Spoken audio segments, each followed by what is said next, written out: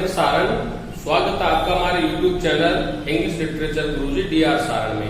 Dear student, आज हम इस वीडियो में एक बहुत ही फेमस और रुचिकर जो ड्रामा है विलियम शेक्सपियर का एज यू लाइक इट, उसके बारे में चर्चा करेंगे, जो कई विश्वविद्यालय के कोर्स में इससे रिलेटेड क्वेश्चन भी पूछे जाते हैं।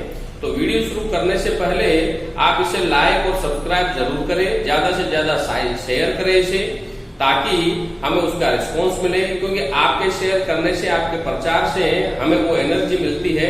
इसीलिए आप इसे ज्यादा से ज्यादा शेयर करें।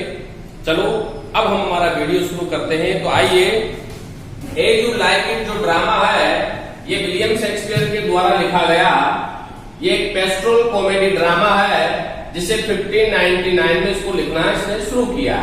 ये पब्लिश इसके फर्स्ट फोलियो में 1623 में हुआ, और इस ड्रामा की जो फर्स्ट परफॉर्मेंस रही वो विल्टन हाउस में रही। अब हम बात करते हैं इसके प्लॉट की। डियर स्टूडेंट, इस ड्रामा में दो प्लॉट चलते हैं। इसका पहला प्लॉट जो रहता है वो सर रोलैंड डिबोइस से रिलेटेड है, जिसकी 3 संतान है। जिसकी पहली संतान है जैक्स, ये एल्डेस्ट सन रहता है रोलैंड डिबोइस का। ओलिवर जो इसका सेकंड नंबर का चाइल्ड रहता है, ये बहुत ही लालची किस्म का होता है। और थर्ड जो रहता है ऑरलैंडो, ये इस नाटक का हीरो है। ऑरलैंडो जवान है, सुंदर है, बलिष्ठ है, और ये यंगेस्ट सन रहता है।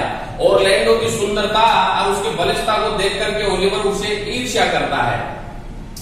एडम ये इसका फेथफुल सर्वेंट रहता है, जो रोलैंड डिबोइस के समय से रोलैंड डिबोइस की सेवा करता है।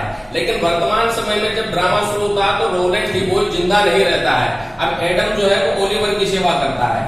मरने से पहले रोलैंड डिबोइस ने ओलिवर को ऑरलैंडो की जिम्मेदारी दी और कहा कि तुम इसे अच्छी एजुकेशन देना, अच्छा खाना, अच्छी पोशाक देना। लेकिन ओलिवर ने ऐसा कुछ नहीं किया। इसीलिए ऑरलैंडो ओलिवर में प्रॉपर्टी को लेकर के लड़ाई होती है। ऑरलैंडो ओलिवर से कहता है कि तुमने पिता की इच्छा के अनुसार न मुझे अच्छी शिक्षा दी, न अच्छा भोजन दिया, तुमने मुझे गवाला बना दिया। इसीलिए वो दोनों आपस में लड़ते हैं, क्योंकि ऑरलैंडो अपना शेर मांगता है ओलिवर से। अब वो उसे कहता है कि या तो मुझे मेरे पिता की संपत्ति में से हिस्सा दो, या मुझे अच्छी शिक्षा, अच्छा खाना वगैरह दो। इसीलिए ओलिवर नाराज हो जाता है, दोनों के बीच में लड़ाई होती है। अब यहाँ पे सेकंड जो प्लॉट रहता है वो सीनियर ड्यूक का रहता है, या वेनिस ड्यूक रहता है, जो शुरू से ही आर्डन के जंगल में रहता है। पूरा का पूरा ड्रामा आर्डन के जंगल में फिल्माया गया है। सीनियर ड्यूक का जैसे नाम आता है, इसे आर्डन के जंगल में दिखाया जाता है। आर्डन के जंगल में ड्यूक फ्रेडरिक की बात करते हैं तो ही इस सीनियर ड्यूक ब्रदर रहता है, छोटा भाई रहता है, और इसकी बेटी का नाम है शीलिया। और ये असल पर ड्यूक है अभी, जो शासन कर रहा है। इसने चीटिंग से अपने भाई को गद्दार साबित कर दिया और उसे देश निकाला दे दिया। इसीलिए ये आर्डन के जंगल में रहता है। ये स्टूडेंट, सीनियर ड्यूक आर्डन के जंगल में जैक्स के साथ और एलियंस के साथ रहता है। आर्डन के जंगल में शुरुआत में इनको ही इसके साथ दिखाया जाता है। सीनियर ड्यूक फ्रेडरिक की बेटी रहती है, जो अपना नाम एलिना बदल करके ये आर्डन के जंगल में जाती है। अब ये कैसे जाती है ये हम बाद में चर्चा करेंगे। रोजलैंड ये सीनियर ड्यूक की बेटी रहती है और इस नाटक की हीरोइन है, जो गैनीमेडी के नाम से आर्डन के जंगल में जाती है। ये क्या कहानी है ये हम बाद में चर्चा करेंगे। अभी आप कैरेक्टर के बारे में समझे।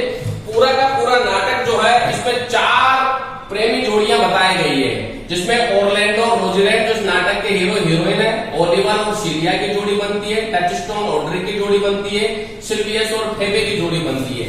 मैं यहाँ बात करना चाहूंगा टचस्टोन की। तो डियर स्टूडेंट, टचस्टोन जो है वो ड्यूक फ्रेडरिक के दरबार में रहता है। कोर्ट क्लाउन है, जो हमेशा जानवरों की पोशाक में एपियर होता है, और इस नाटक में एक कॉमेडी कैरेक्टर के रूप में इसे जाना जाता है। हमेशा ये जानवरों की पोशाक में रहता है। टचस्टोन के साथ ही शीलिया और रोजलैंड आर्डन के जंगल में आती है। अब यहाँ ये तो इसमें कैरेक्टर है, इसमें 2 शेपर्ड हैं, जिसमें सिल्वियस और कोरिर है, और 2 गवालिने हैं, ऑड्री और फेबे। तो हम वापस इसके पहले प्लॉट पे आना चाहेंगे। तो मैं बताता हूँ कि ओलिवर ऑरलैंडो में प्रॉपर्टी को लेकर झगड़ा होता है, तो उस झगड़े को सुलझाने के लिए एडम आता है। एडम जो रोलैंड डिबोइस की सेवा करता है, तो एडम को ओलिवर बूढ़ा कुत्ता कह करके भगा देता है, उसकी इंसल्ट कर देता है। उधर ऑरलैंडो अगले ही सीन में ड्यूक फ्रेडरिक के रेसलिंग मैच में दिखाई देता है। अब यहाँ पे ड्यूक फ्रेडरिक का एक कैरेक्टर और है इसमें, चार्ल्स है। चार्ल्स जो है यह एक रेसलर है जो कुश्ती के लिए आता है। तो जब ओरलैंडो वहां से चला जाता है तो चार्ल्स की मुलाकात ओलिवर से होती है। तो चार्ल्स ओलिवर को कहता है कि मुझे कुश्ती के लिए बुलाया गया है, ओरलैंडो के व्यक्ति के नाम से, कि वो व्यक्ति का नाम है ओरलैंडो, जिससे मुझे कुश्ती लड़नी है। तो ओलिवर उसे कहता है कि मैं तुम्हें और भी नाम दूंगा अगर तुमने उसकी गर्दन तोड़ दी। अगला ही सीन रेसलिंग मैच का दिखाया जाता है जहां पर ओरलैंडो शांत बैठा हुआ है। तभी ड्यूक फ्रेडरिक अपनी बेटी सीलिया रोजिलैंड के साथ आता है, टचस्टोन के पीछे पीछे आता है, सारे लोग वहां जमा है। रेसलिंग मैच में चार्ल्स वहां अपियर होता है। तो ड्यूक फ्रेडरिक सीलिया रोजिलैंड को कहता है कि तुम उस ओरलैंडो से जाके मिलो, उस लड़के से, कि वो कुश्ती लड़ना चाहता है या नहीं लड़ना चाहता। तो ये दोनों जाकर के उससे मिलते हैं, उससे कहते हैं कि तुम अभी भी जाना चाहो तो जा सकते हो। लेकिन ओरलैंडो जो है वो रोजिलैंड को देखते ही उससे मोहब्बत करने लग जाता है। रेसलिंग मैच शुरू होता है। रेसलिंग मैच में चार्ल्स को ओरलैंडो हरा देता है और जिस दाव से ओरलैंडो चार्ल्स को हराता है उसे देख करके ड्यूक फ्रेडरिक ये जज कर लेता है कि रोलैंड डिगोइस की संतान है। तो वो गुस्से में वहां से चला जाता है। लेकिन सीलिया रोजिलैंड वहां आती है। रोजिलैंड उसे खुश होकर के उसे अपनी एक सोने की चेन देती है। ओरलैंडो उसे देखता रह जाता है और प्रेम करने लगता है। ड्यूक फ्रेडरिक इस बात को देख लेता है और वो रोजिलैंड को भी अपने पिता की तरह ही अडन के जंगल में जाने का निर्देश देता है कि वह अडन के जंगल में चली जाए, क्योंकि वह एक देशद्रोही है। और रोजिलैंड इससे नाराज हो जाती है। तो रोजिलैंड जब जंगल में जाने लगती है तो सीलिया भी रोजिलैंड के साथ जाना चाहती है, क्योंकि सीलिया रोजिलैंड को सब कुछ मानते, उसका कहने हर बात का, उसका ऑर्डर का पालन करती है। तो टचस्टोन के साथ सीलिया रोजिलैंड अडन के जंगल में जाती है। लेकिन सीलिया को एक लड़की बनती है जिसका नाम एलिना रहता है और रोजिलैंड एक लड़के का रूप धारण करते हैं जिसका नाम रहता है गैनीमेडी। उसका रीजन ये है कि अगर दोनों लड़कियां जंगल में जाएगी तो कुछ घटना घटित हो सकती है, इसीलिए एक लड़का और एक लड़की बनकर के अडन के जंगल में जाते हैं टचस्टोन के साथ। अब शुरू से ही अडन के जंगल में सीनियर ड्यूक रह रहा है जैक्स और एमियंस के साथ। सीनियर ड्यूक जो है वो जैक्स और एमियंस को यहाँ पर समझाता है। क्या समझाता है कि ये जानवर मार के खाते हैं, तो जैक्स इसकी खिलाफत करता है। तो सीनियर ड्यूक उन्हें कहता है कि ये खास श्रृंखला का आहार चक्र है, अगर हम उसे नहीं खाएंगे तो हम जंगल में जीवित नहीं रह पाएंगे, क्योंकि जैक्स जानवरों को मारकर खाने के खिलाफ रहता है। अब उधर जब ये अडन के जंगल में आ जाते हैं टचस्टोन, सीलिया, रोजिलैंड, तो उन्हें सिल्वियस और कोरिन मिलते हैं जो नए आगंतुक मेहमानों को रहने के लिए झोपड़ी देते हैं। तो ये उसे झोपड़ी देते हैं, ये वहां रहने लग जाते हैं। टचस्टोन की मुलाकात एक दिन ऑड्री से हो जाती है, जो एक गवारे ने जो पास जंगल के पास ही गांव में रहते हैं उससे मोहब्बत करने लग जाता है। उधर रोजिलैंड जो है वो ओरलैंडो को याद करती रहती है, ओरलैंडो भी रोजिलैंड को याद करता है। जब ओरलैंडो की लड़ाई अपने भाई से हो जाती है तो एडम उसे बचा करके अडन के जंगल में ले आता है ओरलैंडो को, क्योंकि वो उसे अपनी कमाई की 500 गिन्नियां जो है वो ओरलैंडो को दे देता है। वो एडम भी अडन के जंगल में आ जाता है।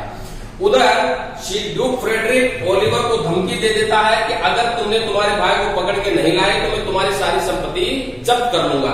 तो इनके जाने के बाद ओलिवर इनको पकड़ने के लिए इनके पीछे अडन के जंगल में आता है। उधर सीलिया, रोजिलैंड और टचस्टोन ऑलरेडी जा चुके हैं।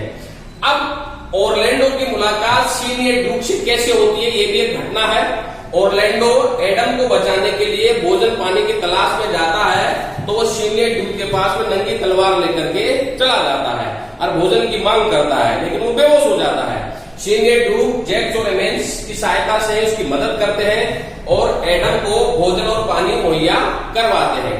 अब ओरलैंडो और एडम भी सीनियर ड्यूक के साथ ही अडन के जंगल में मिल जाते हैं, वहां रहने लगते हैं। तो इस तरह से इनकी कमेटी बन जाती है।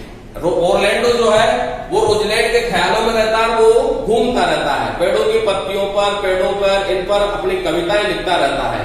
तो एक दिन रोजिलैंड और ओरलैंडो की मुलाकात भी अडन के जंगल में हो जाती है। और जब इनकी मुलाकात अडन के जंगल में हो जाती है तो रोजिलैंड को ये पहचान नहीं पाता है, क्योंकि लड़के के रूप में रहती है। रोजिलैंड उससे वादा करते हैं कि अगर तुम मेरे से रोज मिलो तो मैं तुम्हारी प्रेमिका से तुम्हें मिला दूंगी।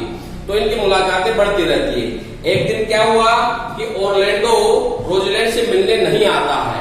उसका कारण यह है कि ओलिवर जब ओरलैंडो को ढूंढने आता है तो एक शेरनी के आक्रमण से ओरलैंडो घायल हो जाता है, क्योंकि ओलिवर को शेरनी के आक्रमण से बचाने के चक्कर में ओरलैंडो घायल हो जाता है। तो वो कई दिनों से रोजलैंड से मिलता नहीं है, रोजलैंड दुखी हो जाती है। लेकिन अब ओलिवर और ओरलैंडो में जो वैमनस्यता का भाव था, शत्रुता, वो खत्म हो जाती है। उधर ओरलैंडो ओलिवर को अपना रुमाल देकर के भेजता है रोजलैंड सीलिया के पास में, तो उसके खून से सना रुमाल देख करके रोजलैंड बेहोश हो जाती है। तभी सीलिया और ओलिवर की मुलाकात होती है, एक दूसरे से प्रेम करने लगते हैं। तो इस तरह ओरलैंडो रोजलैंड की जोड़ी बनती है, ओलिवर सीलिया की, टचस्टोन और ऑड्री की जोड़ी बनती है। यहाँ टचस्टोन और ऑड्री की जोड़ी बड़ी रुचिकर है, क्योंकि टचस्टोन कोर्ट क्लाउन है। जो ये बोलता है वो ऑड्री समझ नहीं पाती, जो ऑड्री बोलती है वो ये नहीं समझ पाता, क्योंकि ये गवालिन है। इधर सिल्वियस फेबे से प्रेम करता है, फेबे भी एक गवालिन है और सिल्वियस भी एक गवाला है। लेकिन इसमें एक रुचिकर तथ्य यह है कि सिल्वियस फेबे को चाहता है, लेकिन फेबे रोजलैंड को चाहती है। रोजलैंड जो गैनीमेडी है, अब रोजलैंड तो एक लड़की है, ये बात फेबे को पता नहीं है, लेकिन रोजलैंड ओरलैंडो को चाहती है। तो ये फेबे को सही प्रेम के बारे में बताती है कि तुम्हारे से सही प्रेम सिल्वियस करता है, क्योंकि शारीरिक प्रेम प्रेम नहीं होता, आत्मिक प्रेम प्रेम होता है। तो सिल्वियस और फेबो को मिलाने का काम रोजलैंड करती है।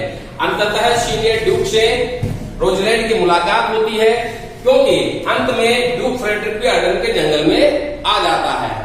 और जब रोजलैंड की मुलाकात सीनियर ड्यूक से होती है तो रोजलैंड सीनियर ड्यूक को सारा सब कुछ बता देती है और सीनियर ड्यूक पहले सभी जोड़ियों की शादी अर्डन के जंगल में कराने का फैसला करता है। तो वह मार्टिक्स नाम का, जरा देखिएगा स्टूडेंट, एक मार्टिक्स नाम का एक फादरी है, एक क्लर्कीमैन है, उसकी मदद से सीनियर ड्यूक इनकी सबकी शादियां करवाता है। तो वहां पर एक बड़ा आमोद प्रमोद का वातावरण बनता है, नाचते गाते हैं और ड्यूक फ्रेडरिक को अपनी गलती का एहसास होता है। तो अपने भाई सीनियर ड्यूक से वो माफी मांगता है। तो सीनियर ड्यूक, रोजलैंड, ओरलैंडो ये सब अर्डन के जंगल को छोड़ करके महल में आ जाते हैं। ड्यूक फ्रेडरिक अपने पश्चाताप के लिए अर्डन के जंगल में रुकता है, तो सीलिया भी रुक जाती है। उधर ओलिवर भी पश्चाताप करता है कि उसने अपने भाई के साथ गलत किया, तो इस तरह ये भी अर्डन के जंगल में रुक जाता है। इस तरह से इस नाटक का एक सुखांत अंत होता है। ये कॉमेडी पेस्टोल ड्रामा है, क्योंकि ग्राम्यत्व जीवन इसमें दिखाया गया है अर्डन के जंगल को लेके। तो ये एक शॉर्ट समरी है as you like it drama की। आई होप ये आपको पसंद आए होगी, इसीलिए इसे आप ज्यादा से ज्यादा लाइक और सब्सक्राइब करें। Thank you very much dear friends. मैं